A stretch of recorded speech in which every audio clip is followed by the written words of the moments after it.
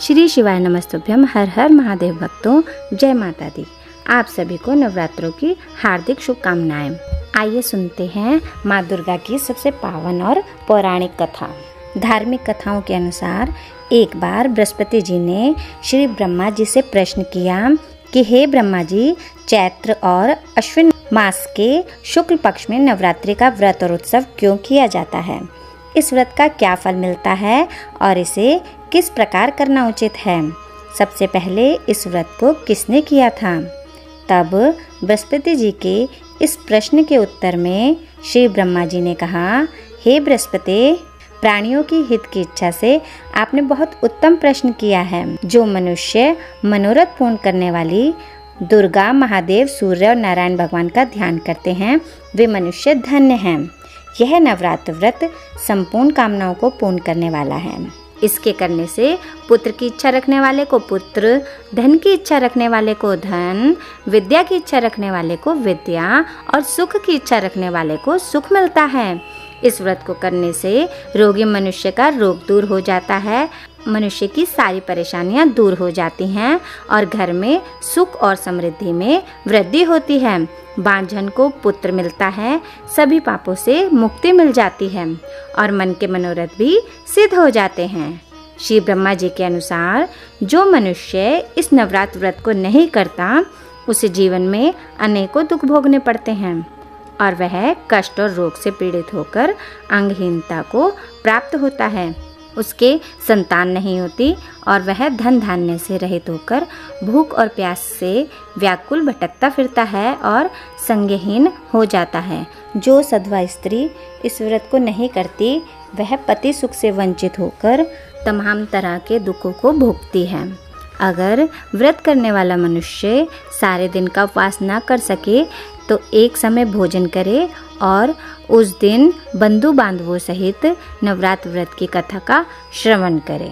श्री ब्रह्मा जी कहते हैं, हे बृहस्पति, जिसने पहले इस महाव्रत को किया है, वह कथा अब मैं आपको सुना रहा हूँ, आप सावधान होकर सुनिए। इस प्रकार ब्रह्मा जी का वचन सुनकर बृहस्पति जी कहने लगे, हे ब्रह्मा जी, मनुष्यों का कल्याण करने वाले इस व्रत के इतिहास को आप मेरे लिए कहिए। मैं सावधान होकर सुन रहा हूँ। आपकी शरण में आए हुए मुझ पर आप कृपा कीजिए। तब श्री ब्रह्मा जी बोले, प्राचीन समय में मनोहर नगर में पीठत नाम का एक अनाथ ब्राह्मण रहता था। वह भगवती दुर्गा का भक्त था। उसके संपूर्ण सद्गुणों से युक्त सुमति नाम की एक अत्यंत सुंदरी पुत्री उत्पन्न हुई। वह पुत्री सुमति अपने पिता के घर में बचपन में अपनी सहेलियों के साथ क्रीड़ा करती हुई इस प्रकार बढ़ने लगी जैसे शुक्ल पक्ष का चंद्रमा बढ़ता है।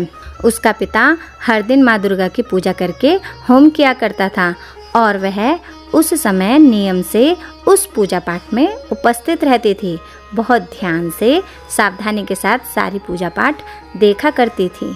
एक दिन वह अपनी सहेलियों के साथ खेलने में लग गई और भगवती के पूजन में शामिल नहीं हुई।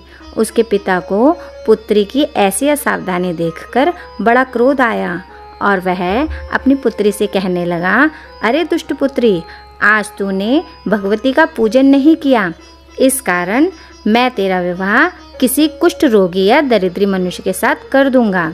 पिता के ऐसे कटु वचनों को सुनकर सुमिति को बड़ा कष्ट पहुंचा और वह अपने पिता से कहने लगी, हे पिताजी, मैं तो आपकी पुत्री हूँ, सब तरह से आपके अधीन हूँ। जैसे आपकी इच्छा हो वैसा ही करो।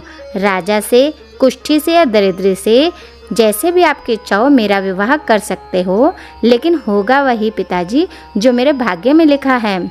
मेरा तो अटल विश्वास है कि जो जैसा कर्म करता है उसे उसके कर्मों के अनुसार वैसा ही फल भोगना पड़ता है, क्योंकि कर्म करना तो मनुष्य के अधीन है, लेकिन फल देना ईश्वर के हाथ में है।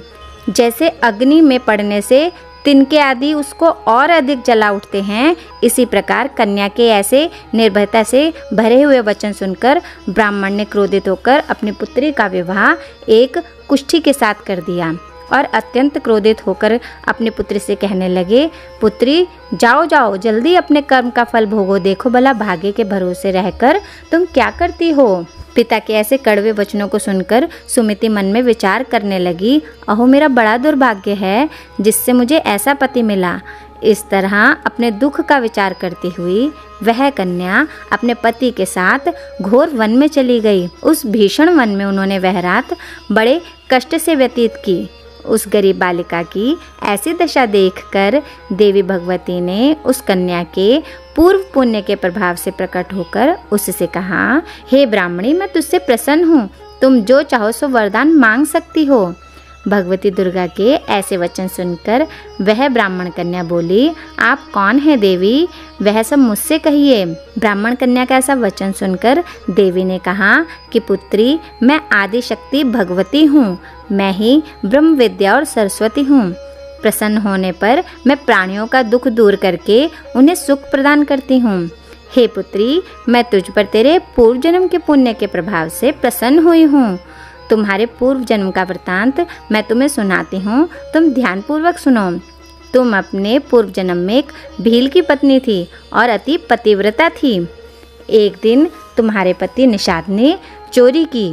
चोरी करने के कारण तुम दोनों को सिपाहियों ने पकड़ लिया और ले जाकर कारागार में कैद कर दिया। उन लोगों ने तुम्हें और तुम्हारे पति को भोजन भी नहीं दिया। इस प्रकार नवरात्रि के 9 दिनों तक ना तो तुमने कुछ खाया और ना जल ही पिया। इस प्रकार 9 दिन तक तुमसे नवरात्रि का व्रत हो गया। हे पुत्री, उन दिनों में जो तुमसे व्रत हुआ, उसी व्रत के प्रभाव से प्रसन्न होकर मैं अब तुम्हें मनवांचित फल देती हूँ। तुम्हारी जो इच्छा हो सो मांगो। इस प्रकार भगवती दुर्गा के वचन सुनकर वह ब्राह्मण कन्या बोली, देवी, अगर आप मुझ पर प्रसन्न हैं तो हे दुर्गे भवानी, मैं आपको प्रणाम करती हूँ। आप कृपा करके मेरे पति का कोढ़ दूर कर दीजिए। देवी कहने लगी, पुत्री, उस समय तुमने जो व्रत किया था, उस व्रत का 1 दिन का पुण्य तुम्हारे पति के कोढ़ को दूर करने के लिए अर्पित करती हूँ। उस पुण्य के प्रभाव से तुम्हारा पति कोढ़ से मुक्त हो जाएगा। श्री ब्रह्मा जी बोले, हे बृहस्पति, इस प्रकार देवी के वचन सुनकर वह ब्राह्मण कन्या बहुत प्रसन्न हुई। तब उसके पति का शरीर देवी भगवती की कृपा से कुष्ठ रोग से रहित होकर अत्यंत सुंदर और कांतिवान हो गया। अब वह ब्राह्मण कन्या पति की सुंदर देह को देखकर देवी भगवती की स्तुति करने लगी। हे दुर्गे, आप दुर्गति को दूर करने वाली, तीनों लोकों का संताप हरने वाली, समस्त दुखों को दूर करने वाली, रोगी मनुष्य को निरोग करने वाली, प्रसन्न होकर मनवांछित फल देने वाली और दुष्टों का नाश करने वाली जगत की माता हो। हे अम्बे, मुझ निरअपराध अबला को मेरे पिता ने कुष्ठी मनुष्य के साथ विवाह करके मुझे घर से निकाल दिया और मैं इस निर्जन वन में विचर रही हूँ। आपने ही मेरा इस विपदा से उद्धार किया है। हे देवी, मैं आपको प्रणाम करती हूँ, आप मेरी रक्षा कीजिए। ब्रह्मा जी बोले, बृहस्पति, उस ब्राह्मणी से ऐसी स्तुति सुनकर देवी भगवती अत्यंत प्रसन्न हुई और उस ब्राह्मणी से कहने लगी, हे ब्राह्मणी, तेरे उद्दाल्य नामक अति बुद्धिमान, धनवान, कीर्तिवान और जितेंद्रिय पुत्र बहुत ही जल्द उत्पन्न होगा। ऐसा वर प्रदान कर देवी ने ब्राह्मणी से फिर कहा, हे ब्राह्मणी, और जो कुछ तेरी इच्छा हो वह भी मांग सकती हो। भगवती दुर्गा का ऐसा वचन सुनकर सुमिति कहने लगी, हे अम्बे माँ, अगर आप मुझ पर प्रसन्न हैं तो कृपा कर मुझे नवरात्र व्रत की विधि और उसके फल का विस्तार से वर्णन कीजिए। इस प्रकार ब्राह्मणी के वचन सुनकर देवी दुर्गा कहने लगी, हे ब्राह्मणी, मैं तुम्हें समस्त पापों को दूर करने वाले नवरात्र व्रत की विधि को बतलाती हूँ, जिसको सुनने से मोक्ष की प्राप्ति हो जाती है। अश्विन मास के शुक्ल पक्ष की प्रतिपदा से लेकर 9 दिन तक विधि पूर्वक व्रत करें। अगर दिन भर का व्रत ना कर सकें तो एक समय भोजन करें। विद्वान ब्राह्मणों से पूछकर घट स्थापना करें और वाटिका बनाकर उसको प्रतिदिन जल से सींचें। महाकाली, महालक्ष्मी और महासरस्वती देवी की मूर्तियां स्थापित कर उनकी नित्य विधि सहित पूजा करें और पुष्पों से विधि पूर्वक अर्घ दें। बिजौरा के फल से अर्घ देने से सुंदर रूप की प्राप्ति होती है। जायफल से अर्घ देने से कीर्ति, दाख से अर्घ देने पर कार्य की सिद्धि होती है। आंवले से अर्घ देने से सुख की प्राप्ति होती है और केले से अर्घ देने से आभूषणों की प्राप्ति होती है। इस प्रकार पुष्पों और फलों से अर्घ देकर व्रत समाप्त होने पर 9वें दिन यथाविधि हवन करें। खांड, घी, गेहूँ, शहद, जौ, तिल, बेल, नारियल, दाख और कदम्ब आदि से हवन करें। गेहूँ से होम करने से श्री लक्ष्मी की प्राप्ति होती है। खीर और चंपा के पुष्पों से धन की और बेलपत्रों से तेज और सुख की प्राप्ति होती है। आंवले से कीर्ति और केले से पुत्र की प्राप्ति होती है। कमल से यश, मान सम्मान की और दाख से संपदा की प्राप्ति होती है। खांड, घी, नारियल, शहद, जौ और तिल तथा फलों से होम करने से मनवांचित वस्तु की प्राप्ति होती है।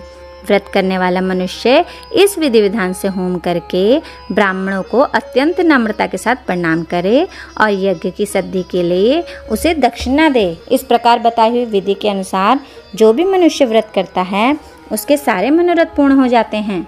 इसमें बिल्कुल भी संदेह नहीं है।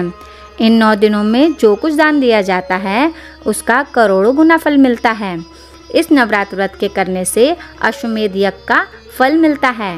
हे ब्राह्मणी, इस संपूर्ण कामनाओं को पूर्ण करने वाले उत्तम व्रत को तीर्थ, मंदिर या फिर घर में ही विधि के अनुसार करें।